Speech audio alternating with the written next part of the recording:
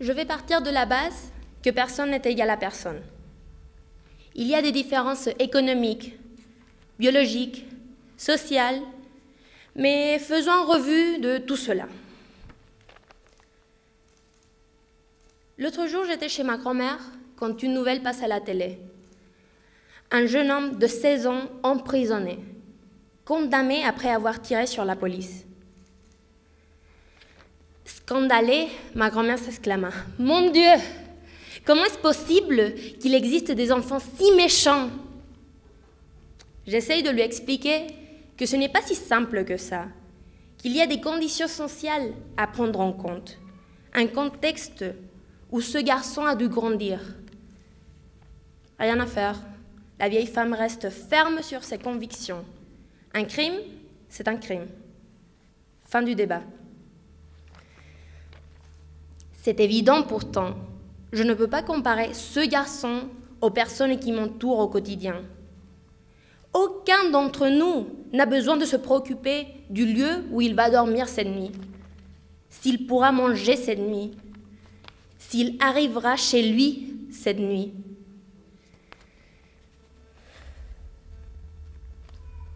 Cela ne veut pas dire que ce n'est une réalité pour beaucoup de personnes angoissées par un futur chaque fois plus incertain à cause de l'indifférence et de l'inégalité.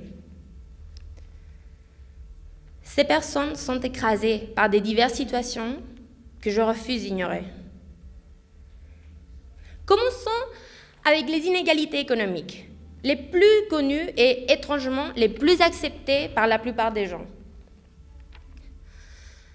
Dans l'ensemble de la planète, 2668 milliardaires concentrent 12 milliards de dollars, pendant que 736 millions de personnes vivent en pauvreté. C'est une réalité angoissante, décourageante sur notre planète. Et au-delà du pouvoir qui ajoute ces milliards, il y a l'indifférence de cette minorité hyper riche envers la masse de la population, une grande masse qui est là et elle est juste là. Au niveau biologique, c'est la ruine aussi. Entre le sexe, les maladies, les handicaps, la couleur de peau, personne n'est égal à personne, je vous assure.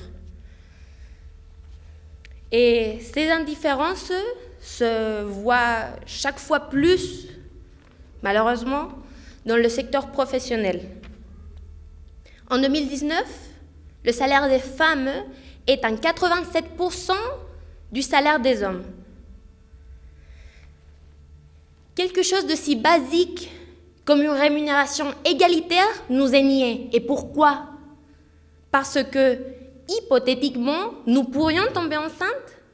Oubliez-vous que pour cela, nous avons besoin d'une femme et d'un homme, car les hommes, ils ne s'engagent pas. Ce n'est pas de leurs affaires, et cela aggrave la situation. D'un autre côté, les hommes noirs gagnent 22% moins que les hommes blancs. Est-ce que la population blanche a-t-elle conscience de cela ou elle préfère la commodité de l'indifférence? Est-ce que le monde fait quelque chose par rapport à cela? Parce que les mots peuvent changer, ils changent tout le temps, mais les rôles restent les mêmes. Pourquoi l'oppresseur viendrait en aide de l'opprimé? Et puis, il y a les indifférences sociales qui regroupent les précédentes où tout s'accumule. La société marginalise les individus les plus défavorisés. Et cela difficulte l'arrivée au sommet.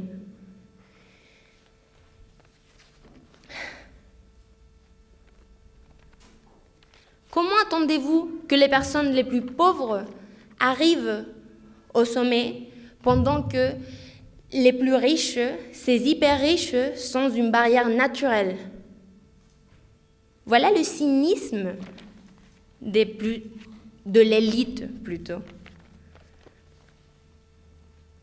Ils nous font croire que c'est accessible d'arriver au sommet. Tout le monde peut y arriver.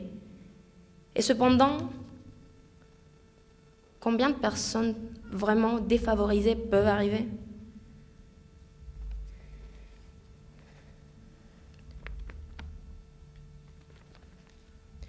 Toutes ces indifférences, toutes ces inégalités forment partie d'un cercle vicieux, sans aucune fin.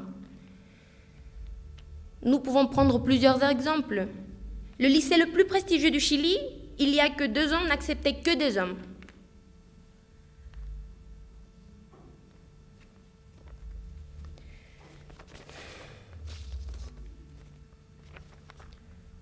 Face à tellement de différences, avons-nous vraiment besoin d'une société égalitaire qui attend les mêmes choses de tout le monde et qui traite tout le monde de la même façon? Est-ce juste exiger à un élève d'une école publique atteindre les mêmes objectifs qu'un élève d'une école privée? Est-ce juste faire qu'une femme paye une santé plus chère que celle des hommes pendant qu'elle gagne moins? Personne n'est égal à personne.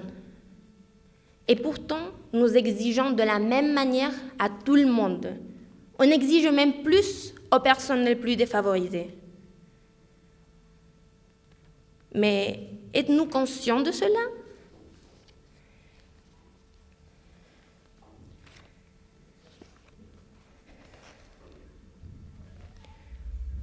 Tout le monde a des besoins différents.